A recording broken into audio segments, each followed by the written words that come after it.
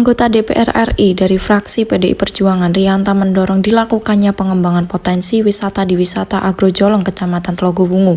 Hal itu disampaikan Rianta kepada manajemen PTPN 9 Jolong selaku pengelola wisata alam di lereng Gunung Muria sisi timur tersebut, Rabu 17 Mei 2023, usai kegiatan kunjungan dan dialog dengan para konstituennya. Saya melihat potensi perkebunan PTPN 9 Jolong ini sangat besar untuk dikembangkan. Kebetulan posisinya berada di lereng Muria di sisi timur, dan bila terus naik ke sana bisa sampai ke puncak Songolikur.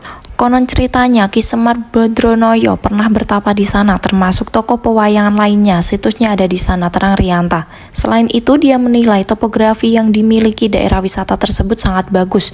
Pun bila dibandingkan dengan wisata alam daerah lain, misal Yogyakarta, Magelang, Purworejo, Temanggung, dan Wonosobo, yang saat ini menjadi daerah yang dikembangkan oleh pemerintah pusat sebagai daerah tujuan wisata. Jangkauan lokasi yang tidak jauh dari Kota Pati, Kudus, dan Jepara, wisata Agrojolong ke depan diharapkan mempunyai daya tarik tersendiri yang mampu menyedot kunjungan wisatawan. Dengan demikian, pariwisata ini ke depan juga akan mampu meningkatkan perekonomian masyarakat sekitarnya, harapnya.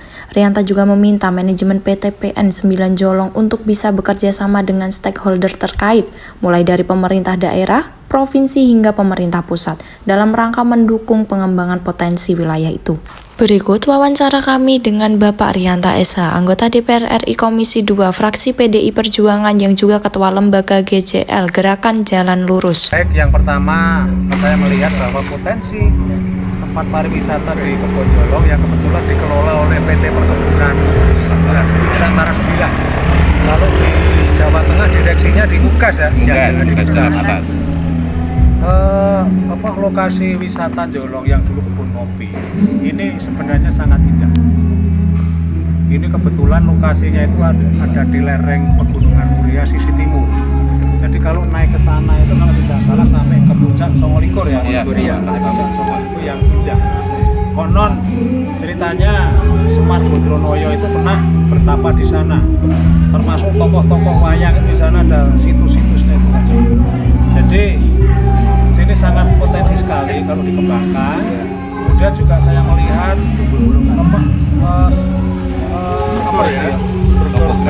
topografinya itu bagus.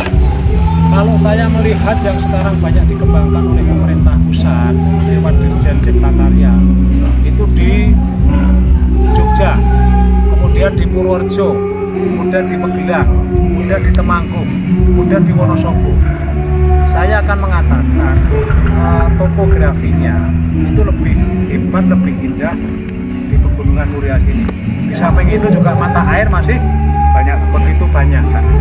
Jadi saya berharap ada investor-investor yang mau datang ke sini, dan peluang untuk membangun villa atau hotel masih bagus, masih banyak. Ini tempatnya tidak jauh dari Pati, tidak jauh dari Kudus. Nanti kalau jalan tol Pantura khususnya dari Semarang sampai ke Surabaya, saya yakin di Jolong ini akan berkembang dengan pesat. Apalagi kita tahu bersama bahwa Kabupaten Kudus, Kabupaten Jepara, kemudian Demak, kemudian Pati dan Rembang, kemudian Blora Purwodadi ke depannya akan menjadi daerah tujuan investasi. Terus dorongan apa ini Pak kepada manajemen PTPN Nusantara Jolong 9 ini ya? Baik, bisa mengembangkan.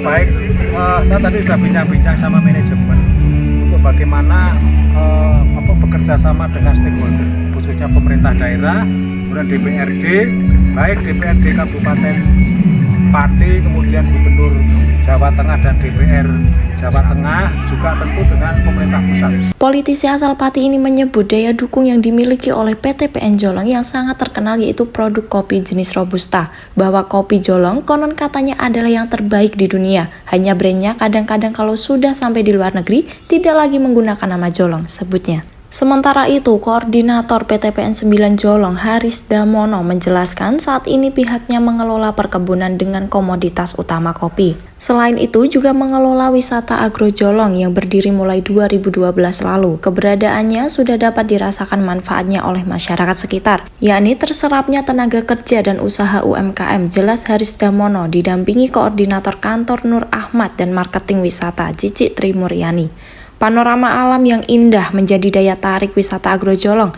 sehingga layak dikunjungi.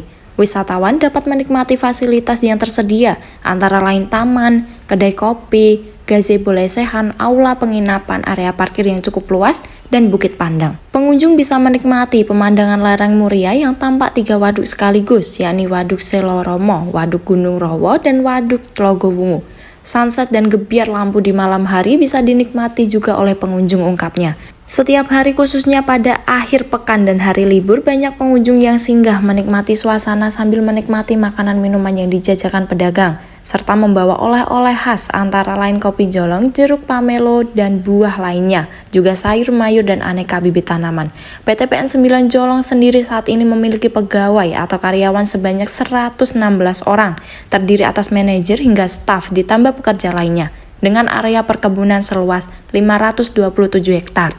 Akses jalan menuju lokasi wisata Agrojolong yang sempit saat ini masih menjadi kendala bagi pengunjung. Pati, Kilas Fakta News, Maulidia Sendi melaporkan.